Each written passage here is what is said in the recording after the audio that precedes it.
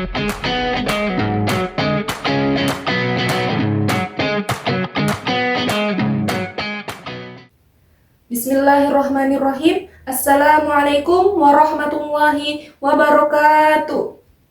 Alhamdulillahirabbil alamin wa bihi nasta'in wa ala umurid dunya waddin wassalatu wassalamu ala asyrafil anbiya'i wal mursalin sayyidina wa maulana Muhammadin wa ala alihi wa sahbihi ajma'in, amma ba'd. Yang saya hormati Bapak dosen pengampu mata kuliah Filsafat Ekonomi Islam, Bapak Dr. Sodiman Sarjana Filsafat Islam Magister Agama. Segala puji bagi Allah Subhanahu wa Ta'ala, Tuhan semesta alam, yang dimana dengan rahmat dan karunia-Nya lah kita semua masih diberikan kesempatan, kesehatan, dan semangat untuk menimba ilmu dan membicarakan masa depan bersama. Hari ini saya, Anissa Nurjannah, ingin menyampaikan sebuah orasi ilmiah sebagai bentuk penyelesaian tugas ulangan akhir semester mata kuliah Filsafat Ekonomi Islam dengan orasi yang bertema pengentasan kemiskinan yang berjudul Mengurai Akar Kemiskinan, Merajut Solusi Berbasis Nilai Kemanusiaan dan Syariah. Hadirin yang saya hormati, kemiskinan tidak hanya merupakan persoalan ekonomi, melainkan sebuah luka sosial yang mencerminkan ketimpangan, keterasingan, dan ketidakadilan. Banyak di antara kita yang memahami kemiskinan hanya sekedar tidak memiliki harta atau penghasilan.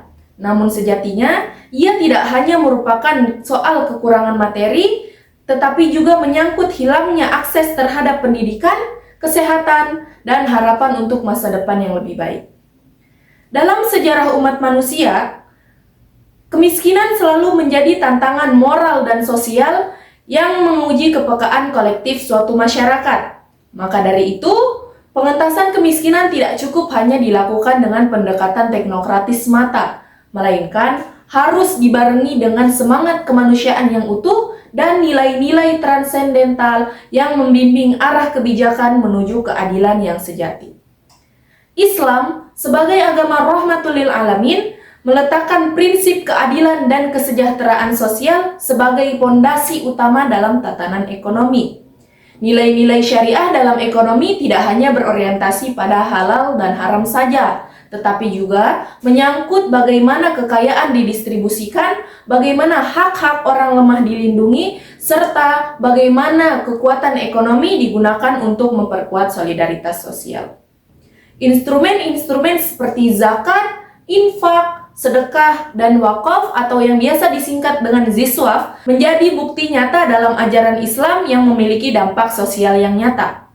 Adapun dampak ziswaf dalam mengatasi kemiskinan yaitu yang pertama, ziswaf membantu pemerataan kekayaan dengan mendistribusikan harta dari yang mampu kepada yang membutuhkan sehingga mengurangi kesenjangan sosial. Yang kedua, menguatkan solidaritas sosial. Praktik ini menumbuhkan empati, memperkuat persaudaraan, dan menghindarkan kecemburuan sosial. Yang ketiga, meningkatkan akses pendidikan dan kesehatan terhadap anak-anak dan kaum duafa melalui wakaf sekolah, beasiswa, atau klinik gratis.